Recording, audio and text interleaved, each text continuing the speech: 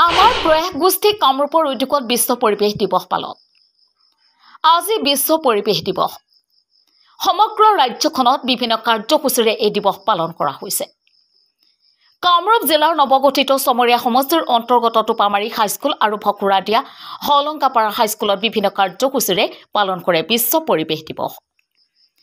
এই দিৱস উপলক্ষে আয়োজিত এক সভাত প্ৰয়াস শিশু আমাৰ প্ৰয়াস গোষ্ঠীৰ জিলা মুখ্য সমন্বয়ক, বিদ্যালয়ৰ ছাত্ৰ-ছাত্ৰী, শিক্ষক আৰু যোগ শিক্ষক উপস্থিত থাকে।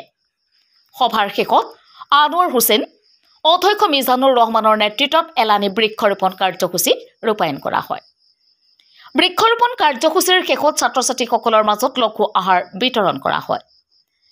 আমাৰ প্ৰয়াস গোষ্ঠী কামৰূপ জিলাৰ মুখ্য সমন্বয়ক আনোৱাৰ হুছেইনে কয় যে ৫ জুন বিশ্ব পৰিৱেশ দিৱস উপলক্ষে সকলোকে একোটাকৈ গছপুলি ৰোপণ কৰিবলৈ অনুৰোধ জনায়।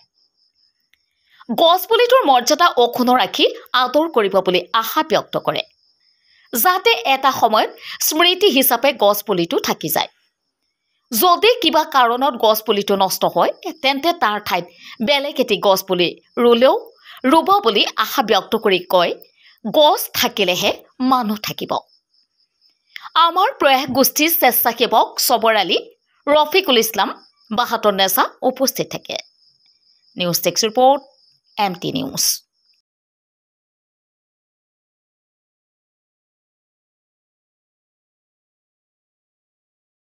নমস্কাৰ, আজি আপোনালোকে সকলোৱে জ্ঞাত যে আজি হ'ল ৫ জুন বিশ্ব পৰিৱেশ দিৱস আৰু এই বিশ্ব পৰিৱেশ দিৱস উপলক্ষে আমি আমাৰ বেচৰকাৰী সংস্থা আমাৰ প্ৰয়াস গোষ্ঠীৰ উদ্যোগত ৰাতিপুৱাৰ ভাগত আমি টোপামাৰী হাইস্কুলত বৃক্ষৰোপণ কৰোঁ। তাৰপিছতে আমি ভকুৰাদিয়াৰ হলংকাপাৰা হাই মাদ্ৰাছাত বৃক্ষৰোপণ ৰূপায়ণ কৰোঁ।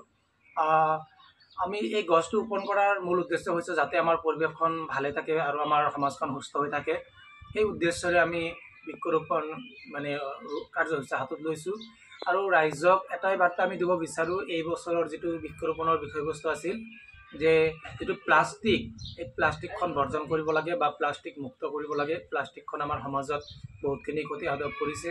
গতিকে সকলোৱে আহক, এই বিশ্ব পৰিৱেশ দিৱসৰ কাৰ্যসূচী সকলোৱে অংশগ্ৰহণ কৰক আৰু পলমকৈ হ'লেও অসমবাসী ৰাইজলৈ এই বিশ্ব পৰিৱেশ দিৱসৰ শুভেচ্ছা জনাইছোঁ। সকলোৱে নিজৰ ঘৰতে এখনকৈ গছপুলি ৰোপণ কৰক। ধন্যবাদ।